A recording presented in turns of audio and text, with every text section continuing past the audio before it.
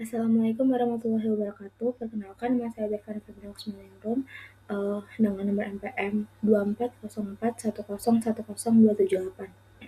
Kali ini saya akan membahas mengenai analisis penanganan stunting di Indonesia melalui program dahsyat menggunakan collaborative governance. Tugas ini diperuntukkan untuk memenuhi tugas EAS mata kuliah birokrasi dan governansi publik yang diampu oleh Pak Bagus. Jadi stunting itu menjadi masalah kesehatan masyarakat yang sangat serius dan menjadi prioritas nasional di Indonesia. Hingga saat ini, stunting merupakan gangguan gagal tumbuh akibat kekurangan gizi kronis dan infeksi berulang, terutama pada 1000 hari pertama kehidupan, dimulai dari masa kehamilan hingga anak berusia 2 tahun. Dampak stunting itu tidak hanya menyebabkan gangguan pertumbuhan fisik, tapi juga berpengaruh terhadap perkembangan kognitif, produktivitas, serta kualitas hidup anak di masa depan. Di sebelah kanan terdapat potret stunting di Indonesia yang turun menjadi 19,8% yang pada tahun 2024. Nah, pada tahun 2019 itu angkanya 27,7%, lalu 2021 itu 24,4%, 2023 itu 21,5%, dan terakhir 2024 itu 19,8%. Nah, angka tersebut tuh masih cukup tinggi terhadap target penurunan stunting hingga tahun 2029 itu yang dikatakan oleh Wakil Menteri Dalam Negeri Bima Arya Sugianto, yaitu sebanyak target penurunannya itu 14% pada tahun 2029 hingga pada tahun 2029. Lalu program dahsyat ini tuh memiliki fokus utama melalui Badan Kependudukan dan Keluarga Berencana Nasional atau BKKBN. Jadi fokus utama dari kegiatan program dahsyat ini tuh pelatihan dan praktik langsung memasak menu lokal yang kaya gizi, ekonomis, dan sesuai dengan kebutuhan tumbuh kembang anak pada setiap kelompok usia. Meliputi demonstrasi resep dan penyerahan bahan makanan untuk dipraktikkan di rumah selama periode tertentu. Lalu program dahsyat ini tuh sendiri merupakan program pemberdayaan masyarakat yang bertujuan itu meningkatkan pengetahuan dan keterampilan keluarga, khususnya pada ibu hamil, ibu menyusui, dan ibu balita, dalam menyediakan makanan sehat, bergizi, dan beragam untuk mencegah stunting. Jadi program Dapur Sehat Atasi Stunting atau yang disingkat dahsyat ini itu juga melibatkan tim pendamping keluarga atau TPK, PKK, kader desa, dan tenaga gizi dengan dukungan pemerintah setempat. Jadi kegiatan dahsyat ini itu meliputi penyuluhan tentang 1000 hari pertama kehidupan atau HPK, demonstrasi memasak makanan bergizi, serta pendampingan keluarga beresiko stunting. Melalui pendekatan partisipatif, program dahsyat ini tuh diharapkan dapat meningkatkan kesadaran masyarakat akan pentingnya gizi seimbang dan mendukung percepatan penurunan stunting di Indonesia. Nah, program dahsyat ini tuh juga melibatkan beberapa aktor yang terlibat dalam kelangsungan program tersebut. Yang pertama, pemerintah pusat dan daerah meliputi BKKBN itu sebagai inisiator dan koordinator utama. Pemerintah daerah melalui Dinas PKKB atau DP3A dan Dinas Kesehatan itu berperan sebagai pengelola dan penyedia fasilitas teknis di tingkat kabupaten hingga kelurahan atau desa. Lalu ada tenaga kesehatan dan penyuluh, meliputi penyuluh keluarga berencana atau penyuluh KB, bidan desa, ahli gizi dari puskesmas. Nah, ketiga aktor itu tuh bertugas memberikan penyuluhan gizi, edukasi, pola asuh, dan memantau tumbuh kembang anak. Lalu ada mitra swasta dan komunitas, eee, maksudnya itu berbagai perusahaan dan lembaga seperti Nestle Indonesia yang pernah ikut berpartisipasi dalam program dahsyat tersebut, serta tokoh masyarakat yang turut berkolaborasi dalam bentuk dukungan dana. Lalu ada kader masyarakat, di sini kader PKK, tim pendamping keluarga atau TPK, kader posyandu. Nah, ketiga aktor tersebut itu menjadi ujung ombak yang mengolah, menyiapkan, dan mendistribusikan makanan bergizi dengan memanfaatkan bahan pangan lokal. Lalu ada sasaran program, yaitu masyarakat sendiri. Jadi, sasaran program ini itu atau penerima manfaat itu meliputi keluarga berisiko stunting yang meliputi calon pengantin, ibu hamil, dan ibu menyusui, serta balita dan bayi di bawah 2 tahun atau baduta. Jadi program sasaran ini tuh mereka semua itu sebagai penerima manfaat sekaligus peserta yang diberikan edukasi kemandirian pangan. Lalu bentuk kolaborasi dalam program dahsyat ini sendiri itu dari beberapa aktor tersebut. Yang pertama, BKKBN dan pemerintah daerah itu berkolaborasi dengan menyusun kebijakan, mengkoordinasikan pelaksanaan program, menyediakan anggaran, sarana, serta pendampingan teknis di tingkat daerah. Lalu ada dinas kesehatan. Di sini dinas kesehatan, puskesmas, bidan, dan ahli gizi itu berkolaborasi memberikan edukasi gizi, pemantauan tumbuh kembang anak, penyuluhan 1000 HPK, terus serta pendampingan kesehatan bagi keluarga berisiko stunting. Yang ketiga ada tim pendamping keluarga atau TPK, PKK, dan kader posyandu. Di sini tuh mengidentifikasi keluarga sasaran, mengolah dan mendistribusikan makanan bergizi, serta melakukan pendampingan dan edukasi di masyarakat.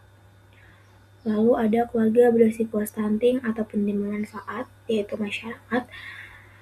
Di sini tuh berpartisipasi dalam kegiatan dahsyat, menerapkan pola makan bergizi seimbang, dan memanfaatkan pangan lokal untuk memenuhi kebutuhan gizi keluarga.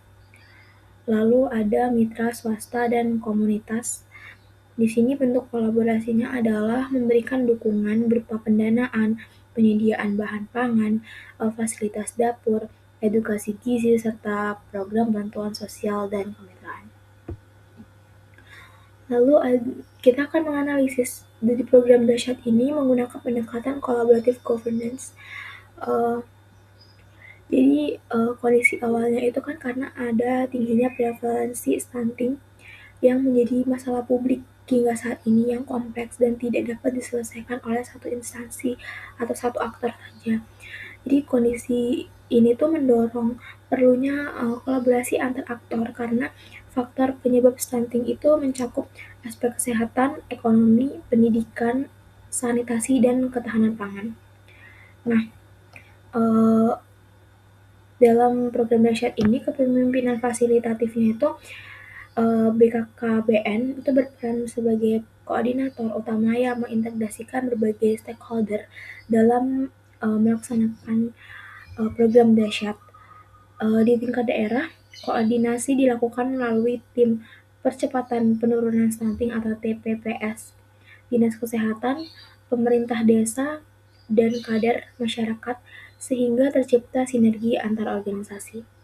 Lalu desain kelembagaan dalam program dahsyat ini tuh program dahsyat itu memiliki pedoman pelaksanaan yang jelas mengenai pembagian tugas, mekanisme koordinasi sasaran, program, dan sistem pelaporan. Jadi kelembagaan ini tuh mendukung terciptanya tata kelola kolaboratif yang lebih terstruktur agar pemantauan program dahsyat ini tuh dapat jelas dan Terakhir, terdapat kolaboratif proses. Dalam kolaboratif proses ini, face-to-face dialog itu dilakukan melalui rapat koordinasi penyuluhan gizi, pelatihan pengelolaan pangan lokal, dan pendampingan keluarga sasaran. Lalu ada trust building, kepercayaan masyarakat atau penerima manfaat itu dibangun melalui keterlibatan kader posyandu dan TPK yang menjadi penghubung langsung antara pemerintah dan masyarakat. Lalu ada komitmen to proses. Di sini dalam penelitian di desa Suregede menunjukkan bahwa komitmen stakeholder telah terbentuk, tapi belum optimal karena masih terdapat perbedaan pemahaman mengenai stunting dan peran masing-masing dari aktor. Lalu ada shared understanding. Di sini tuh seluruh aktor itu memiliki tujuan yang sama, yaitu meningkatkan status gizi keluarga dan menurunkan prevalensi stunting secara berkelanjutan di Indonesia. Lalu ada intermediate outcome. Di sini program dahsyat itu meningkatkan pengetahuan gizi masyarakat, pemanfaatan pangan lokal, partisipasi masyarakat, dan kapasitas kader dalam pencegahan stunting. Lalu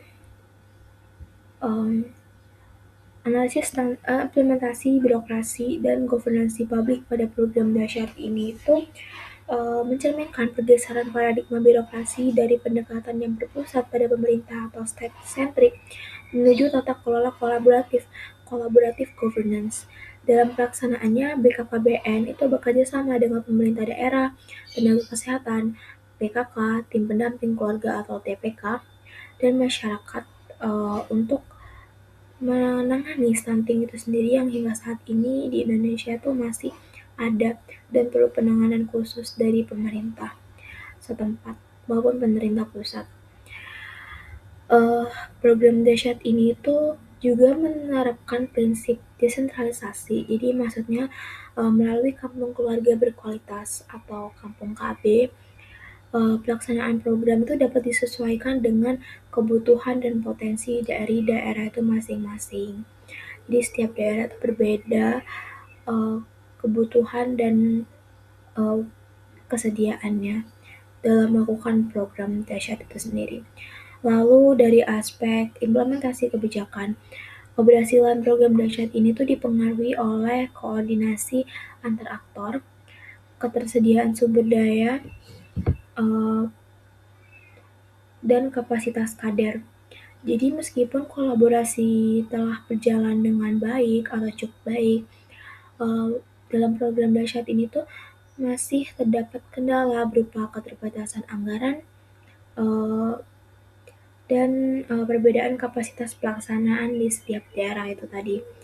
Selain itu, program dahsyat tidak hanya berfokus pada pemenuhan gizi, tetapi juga pada pemberdayaan masyarakat melalui pemanfaatan pangan lokal dan penguatan partisipasi masyarakat. Hal ini menunjukkan bahwa program dahsyat itu merupakan contoh penerapan governansi publik yang menerapkan kolaborasi, partisipasi, dan kemandirian masyarakat dalam penanganan stunting di Indonesia.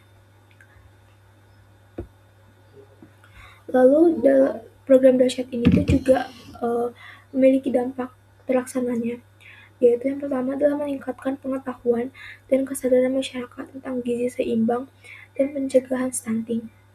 Lalu mendorong pemanfaatan pangan lokal sebagai sumber nutrisi yang sehat dan terjangkau. Mendorong partisipasi aktif keluarga dan masyarakat dalam pencegahan stunting di Indonesia. Serta menciptakan keberlanjutan program karena masyarakat itu juga ikut terlibat langsung dalam pelaksanaannya.